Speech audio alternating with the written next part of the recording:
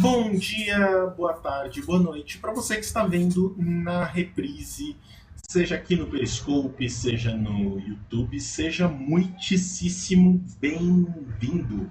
E para vocês que estão entrando ao vivo na live, muitíssimo boa noite. Boa noite, Jussara.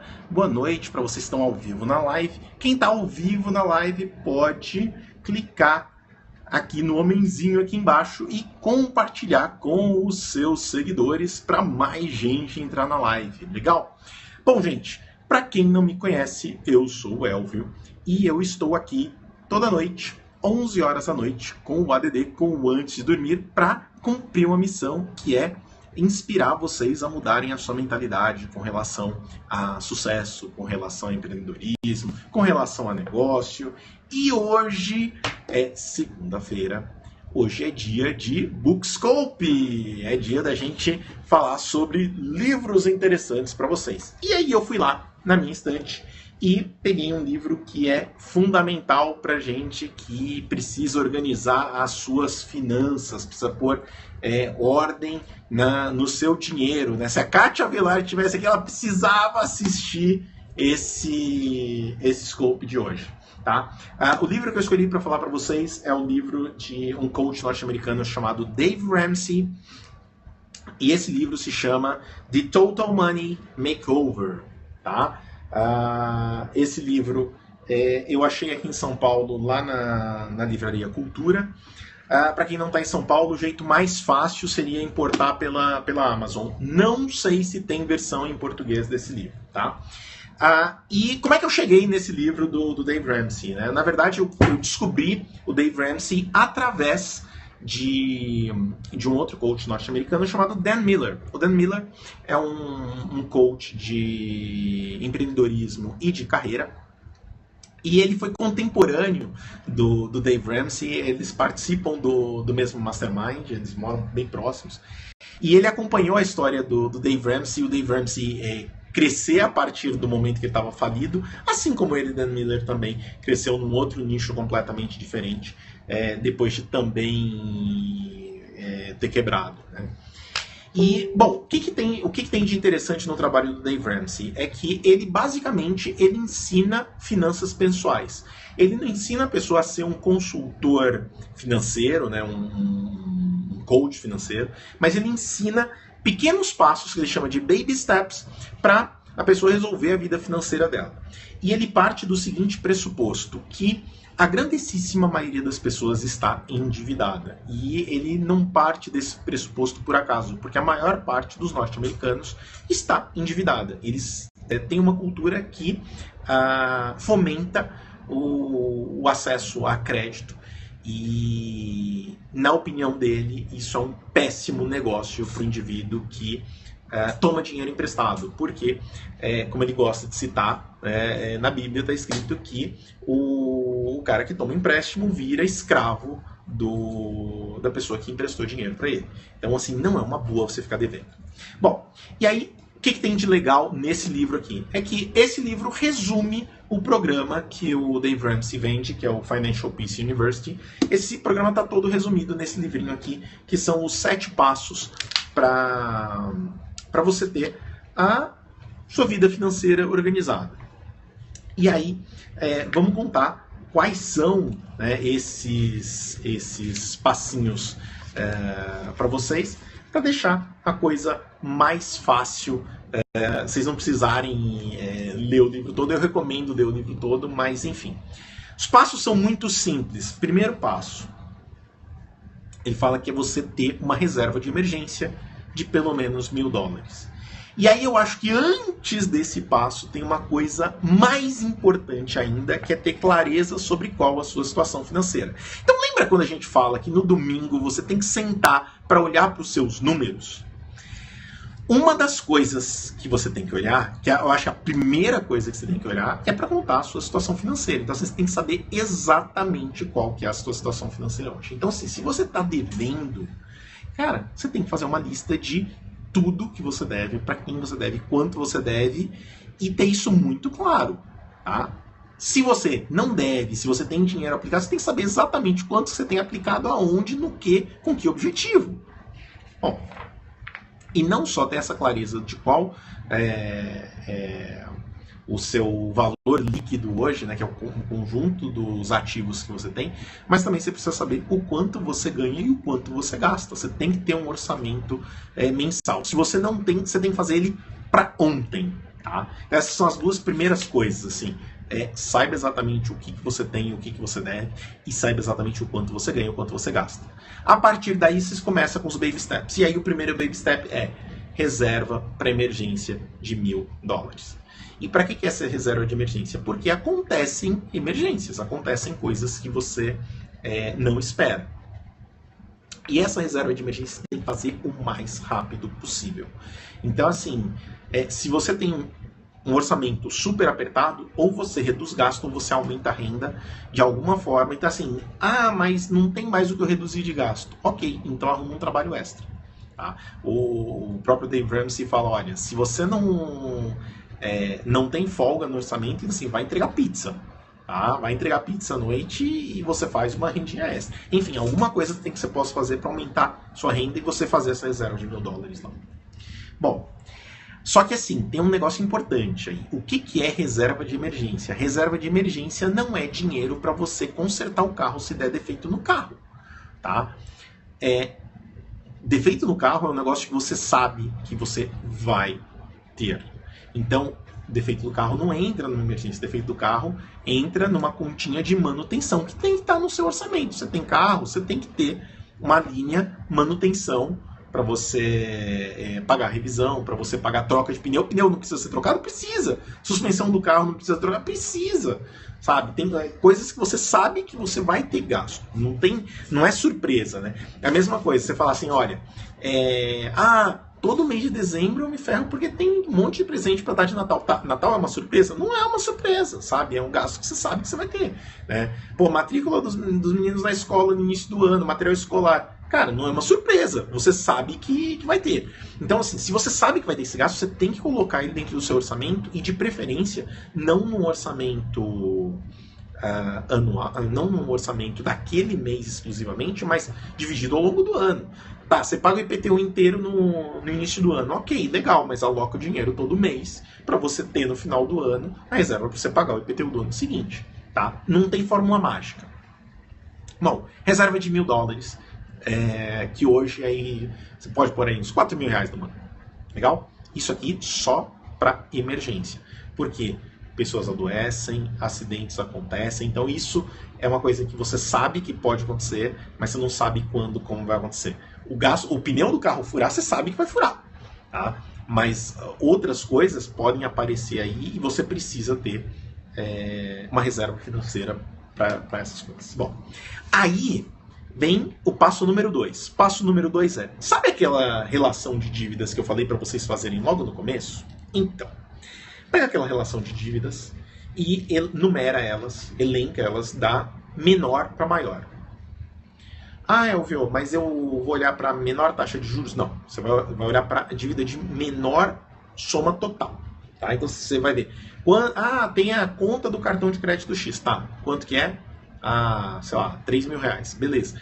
Mas tem o financiamento desse carro que tem mais 15 mil de saldo. Tá bom, então vai lá os 15 mil. Mas tem terminar de pagar o financiamento da faculdade que ainda tem mais 30 mil. Põe lá os 30 mil. Enfim, faz a conta toda todas as dívidas que você tem. E aí põe na ordem inversa de valor. Então começa da menor para maior. E aí você vai fazer o que ele chama de bola de neve das dívidas. O que é isso? O Debt Snowball. Você vai começar a pagar essas dívidas de que maneira? Você vai pagar a menor dívida das dívidas todas elas você vai pagar só o valor mínimo que você pode pagar por mês, mas a menor delas você sempre vai procurar pagar a mais. E que dinheiro você vai usar para pagar a mais? Simples. Lembra aquele dinheiro que você teve que usar para fazer aquela reserva financeira de $1.000?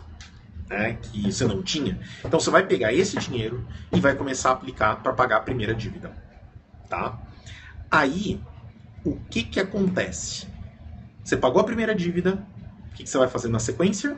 Você vai pegar o valor que o dinheiro que você estava usando para pagar a primeira dívida e vai usar para pagar a segunda dívida.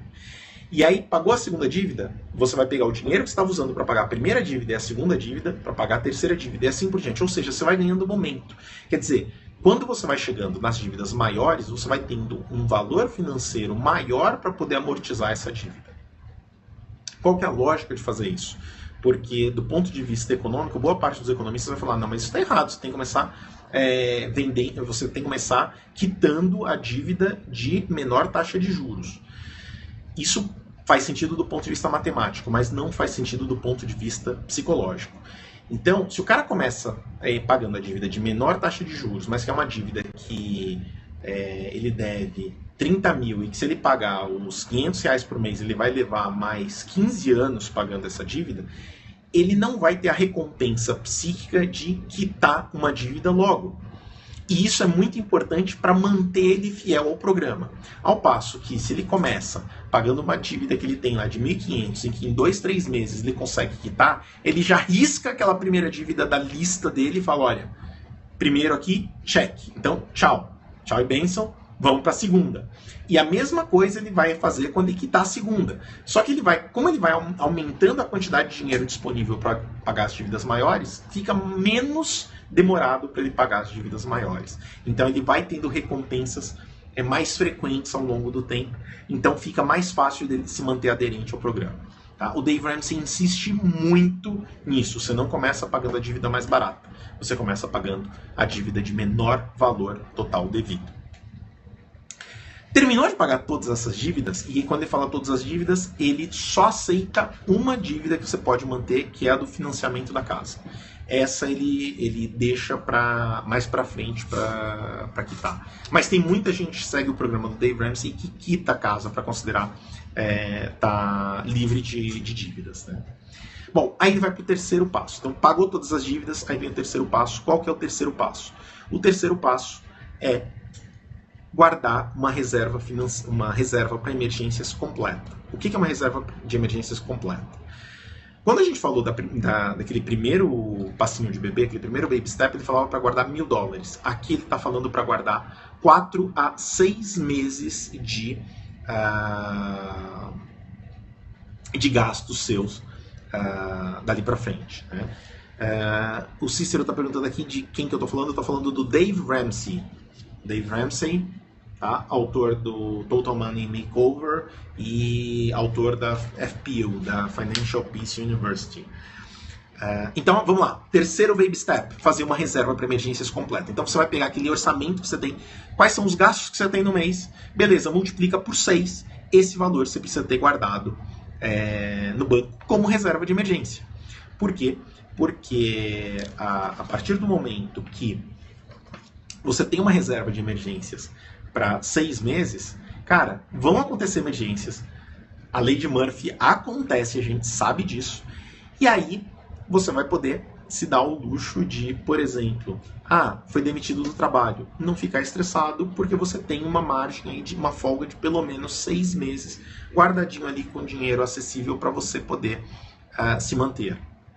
De repente, olha, a sua mulher engravida e você não estava esperando, e, bom, você tem 6 meses de reserva de emergência ali para se acontecer algum problema com o bebê, porque pode acontecer. Esses são os primeiros baby steps. Dali para frente, o que você vai começar a fazer? A partir do baby step 4 é guardar dinheiro para aposentadoria.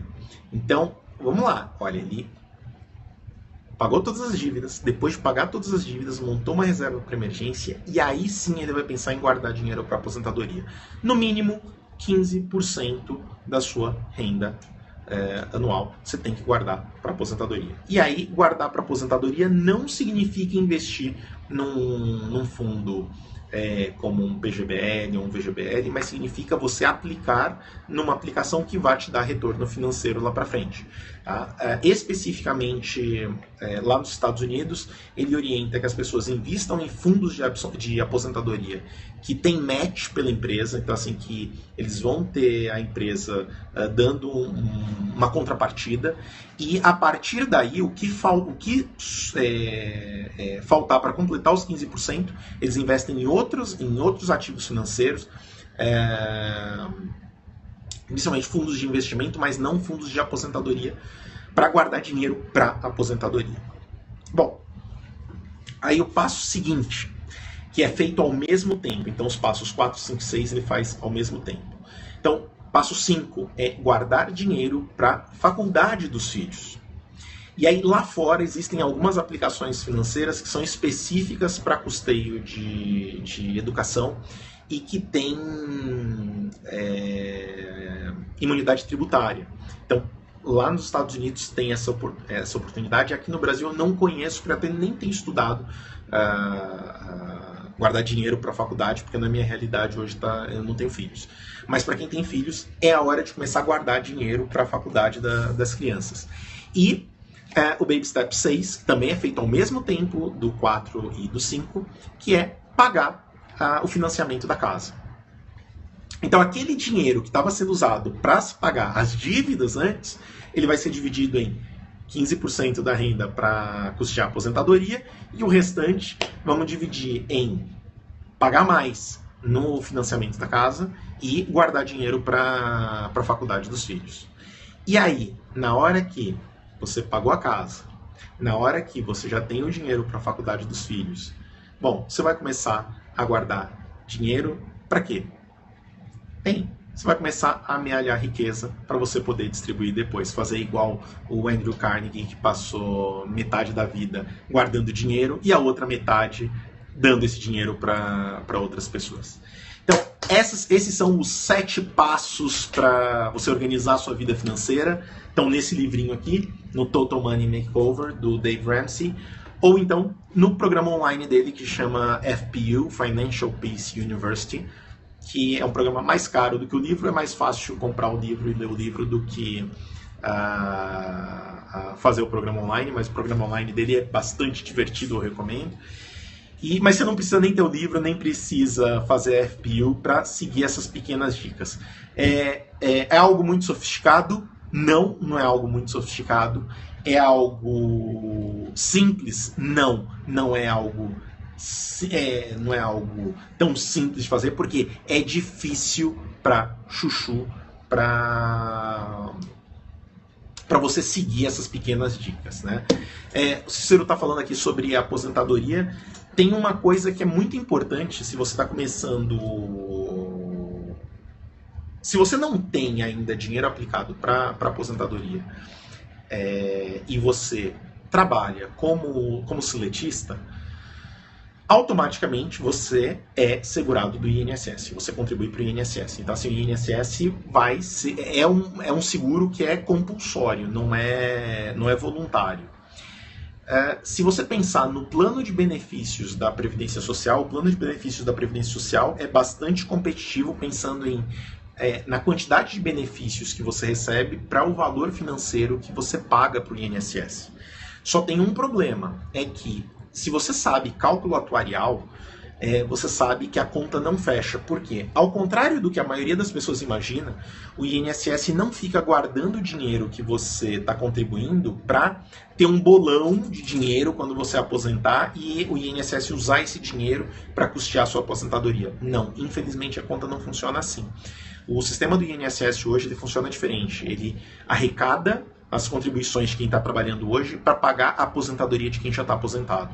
E mesmo assim o sistema é deficitário, ou seja, todo mês o governo pega dinheiro de fora do regime previdenciário e insere lá dentro para pagar as aposentadorias e pensões de quem já está aposentado. Ou seja, tudo que quem é seletista hoje paga para o INSS não está sendo guardado em conta nenhuma, está sendo usado para pagar as atuais aposentadorias. E na hora que você for aposentar, se é que você vai conseguir aposentar pelo INSS, porque seguramente quando você chega lá nos seus 70 anos, a idade mínima para aposentadoria vai estar muito maior do que 70 anos, provavelmente vai continuar não tendo dinheiro reservado para aposentadoria para você. Então, assim, a gente não sabe até quando esse sistema vai funcionar, mas é um sistema compulsório para quem trabalha como seletista. Para quem não trabalha como seletista, para quem trabalha como autônomo, ele é obrigado, por força de lei, por conta da Constituição, ele também é obrigado a se vincular ao sistema previdenciário oficial. Então não tem jeito, a gente é obrigado a participar do INSS, uma vez que a gente ofere renda como trabalhador aqui no Brasil. Agora, se você quer ter tranquilidade para sua aposentadoria, esquece o INSS. Quem você acha que é melhor para gerenciar o seu dinheiro? O governo ou você mesmo? Eu não tenho muita sombra de dúvida de que eu tenho certeza de que o governo não é o melhor ente para administrar o meu dinheiro. Se você tem alguma dúvida disso, olha o que os países socialistas, os países comunistas fizeram com a renda da população, que era o próprio governo que administrava os bens, né, de capital. Então, na minha opinião, você é a pessoa mais indicada para administrar o seu próprio dinheiro.